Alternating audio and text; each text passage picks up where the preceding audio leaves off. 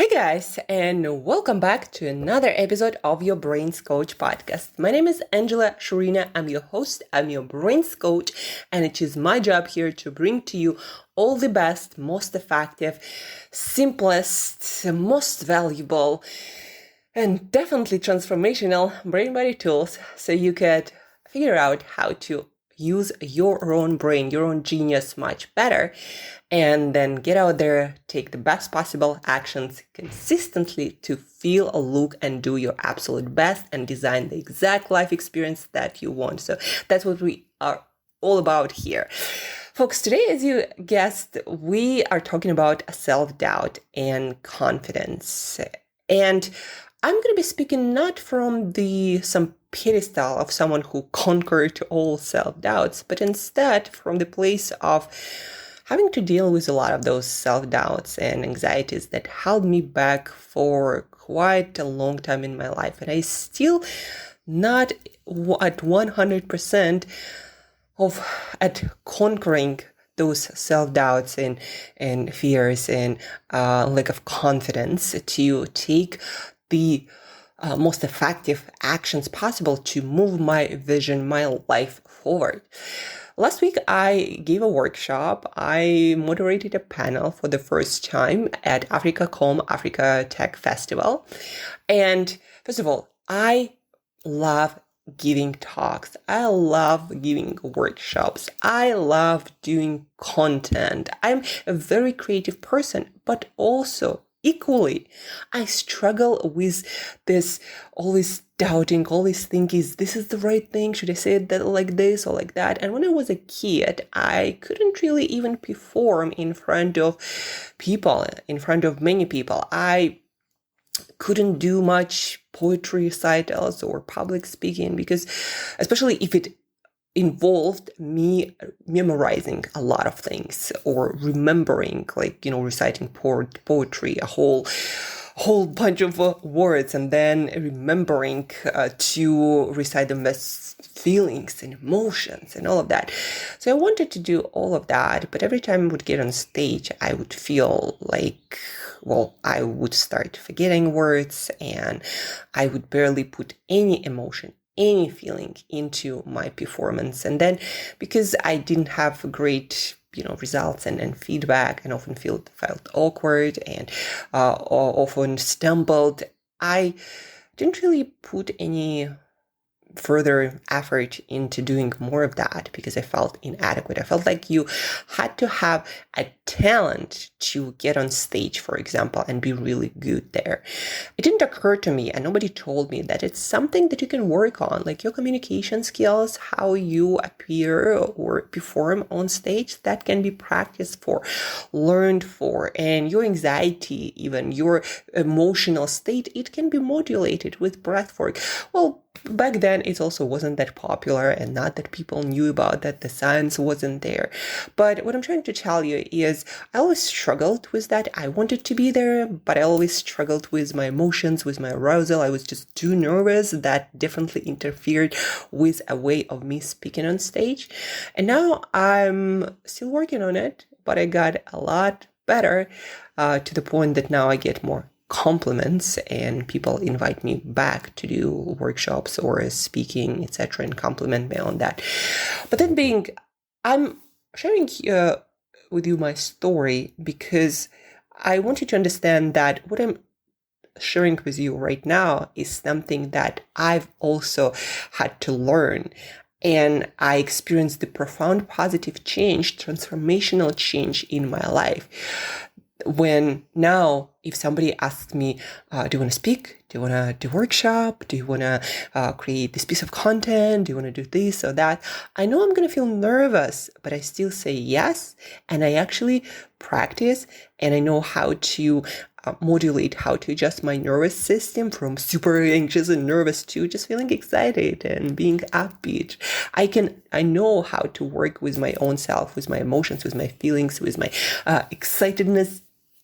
And I also know that when you practice, you get better and better at things. And that's what's been happening as well. So what I'm sharing with you again today now, it's something that I'm constantly learning from different researchers, from different successful people, entrepreneurs or speakers and leaders, and something that I'm putting into practice. I'm also reading books and interviewing experts like that.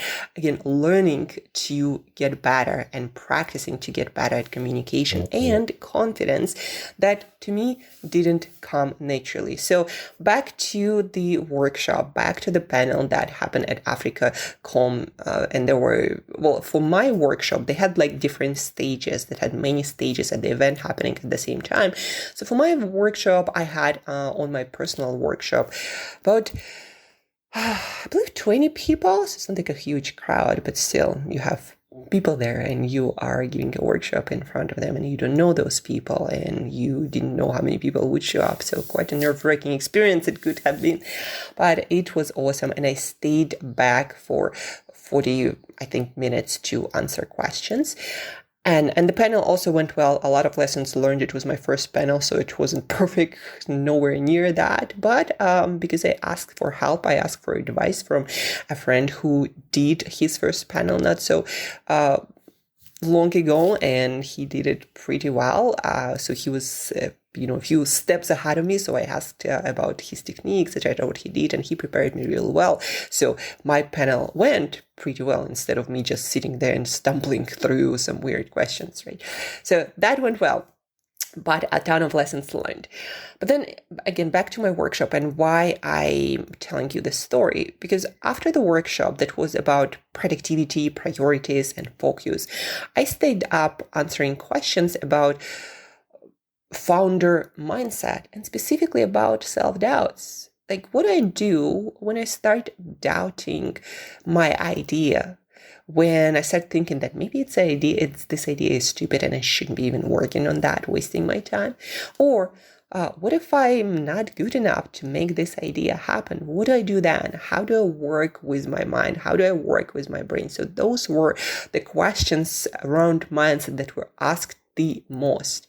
And because I was on stage, everyone assumes that I have this confidence that, yeah, my talk wasn't perfect, but I went there and I went through my presentation. I created this delivery and I had some sort of, performance and speech at the beginning. I had this structure. So people assume that when you're on stage, you just naturally have more confidence. But what I'm teaching is that I don't have a lot of confidence naturally, but I know how to change my state to show up for the occasion and to deliver the performance, the results, the value that I'm passionate about, to serve people, to help people with, to share it, right? So I know how to work with myself. And today you're going to get a couple of most effective tools that didn't just work for me, that work based on research and that work based in best practices, practiced by top entrepreneurs and leaders out there. So after my workshop, again, I got these questions, and these are the questions that we're going to address right now. What if I feel I'm not good enough? What do I do with that? How do I increase my confidence to get out there and still do the thing?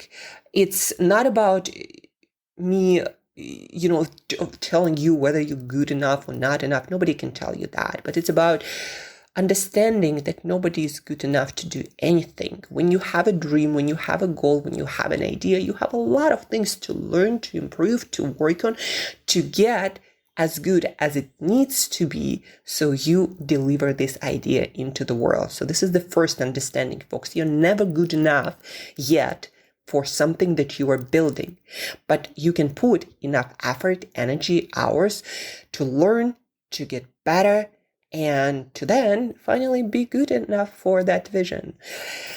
So that's the first thing you got to understand. But then back to the question, what do you do in the moment to boost your self-confidence and to know that you can say yes to giving talks and workshops and you can deliver even though you are afraid of that or anxious or you're not that confident on stage at all. So how do you boost your self-confidence in the moment when you most need it in less than 3 minutes? Here I want to share with you what I love the quote I love from Alex Hormozi. He has this saying, outwork your self-doubt. It got quite popular, so you can Google it. Outwork your self-doubt. And I love a couple of things about this quote, this saying that Alex likes to repeat. Number one, action first. There is such thing in science, they call it behavioral activation. What it basically means, when you don't feel like doing something, start taking small steps towards that. And action changes your brain chemistry and body chemistry. Specifically, for example, dopamine is released, and that makes you feel more confident, more capable, more creative, more driven and motivated to take action. So you start taking action, you release more dopamine, and you want to take more action, and you do feel more confident. So outwork your self-doubt, action first. Just remember that. Action always first, and that's how you make yourself feel more confident.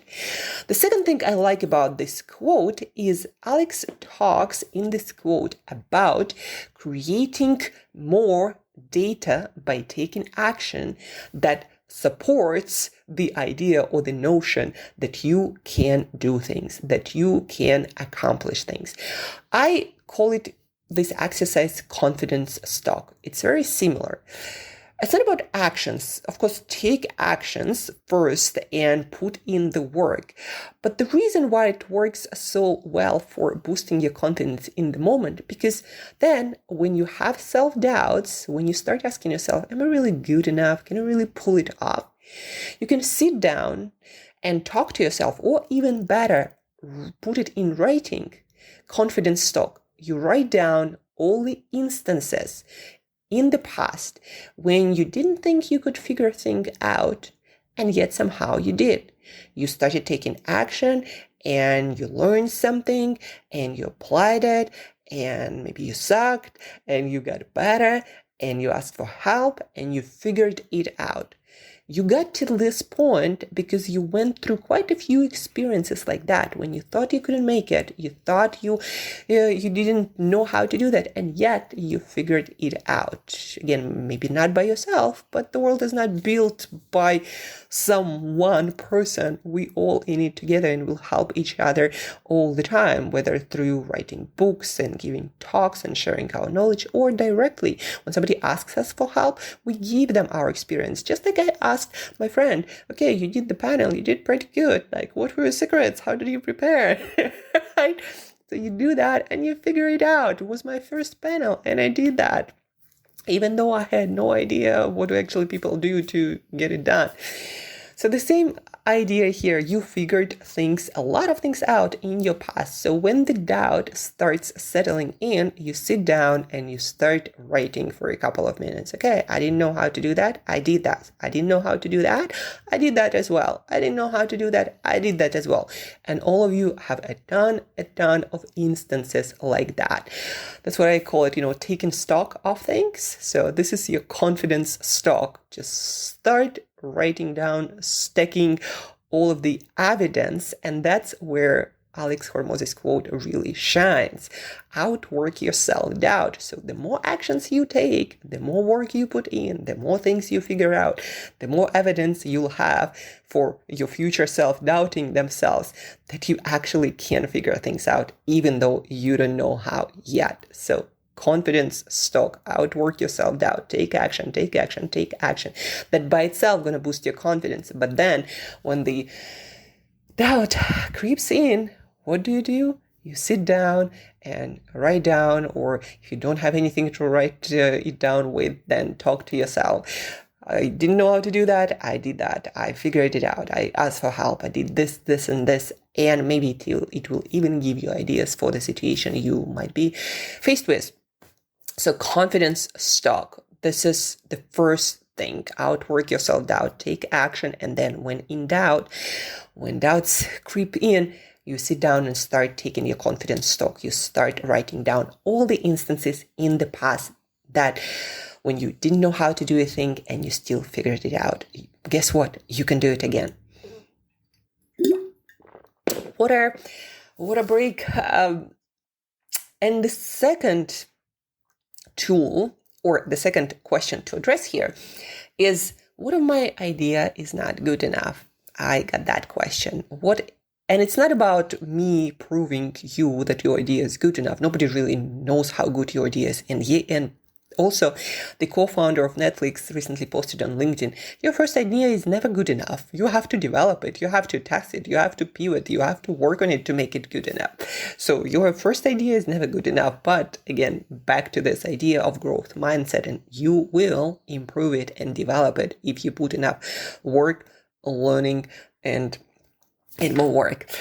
So when you have this doubt in your head, how to deal with it mentally? What if my idea is not good enough?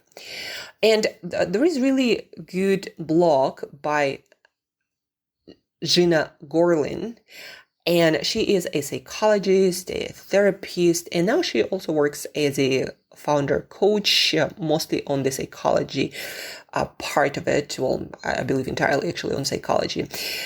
She works in Austin, US, and she has her blog, and she inspired actually the name of my talk, Building the Builders.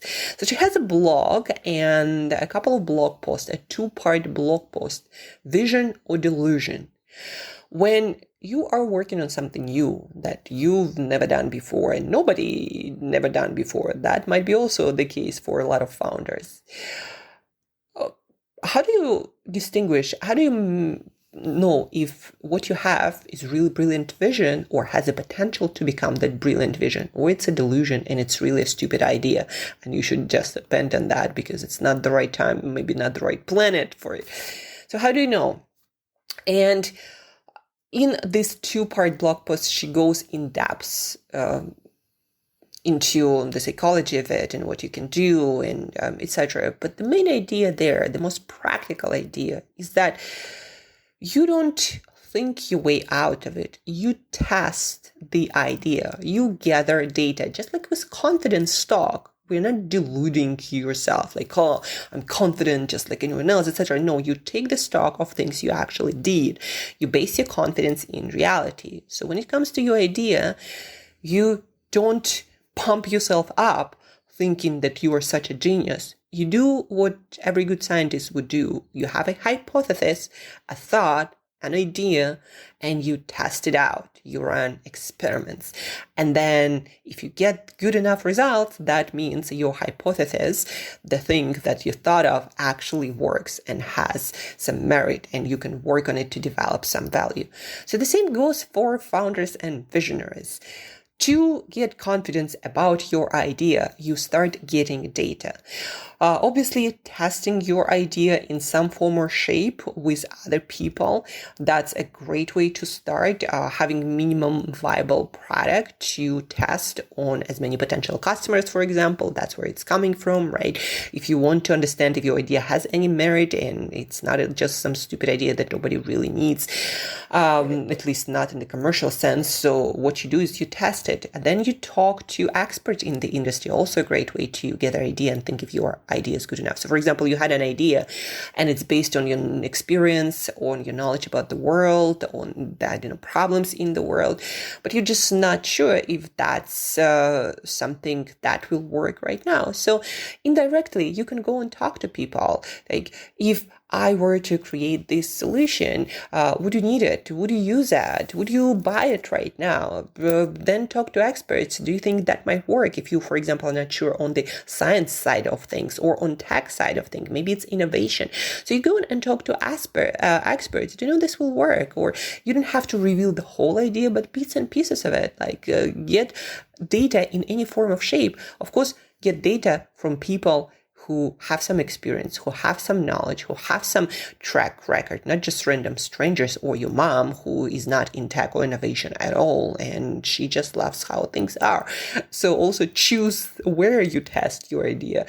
But then again, I love this idea from Gena Gorlin that you test vision or delusion. The difference you'll know, and you'll get the confidence once you test it. And what I personally believe, doubts are totally normal. That's the way of our brain testing us and our ideas. Will it actually work, or we're just gonna waste a ton of energy and time, resources that might cause us to die? That was, the case when we were running on savannas of Africa, and your brain still gives you these doubts to test it out, to go and seek the confirmation and proofs. And it's totally normal, unless you're some sort of psychopath who think every single idea in your head that you have is genius idea and it will all work out and you're just this brilliant person who already has it all figured out. Unless you're that kind of person, that I personally don't think anyone believes is the normal way to be.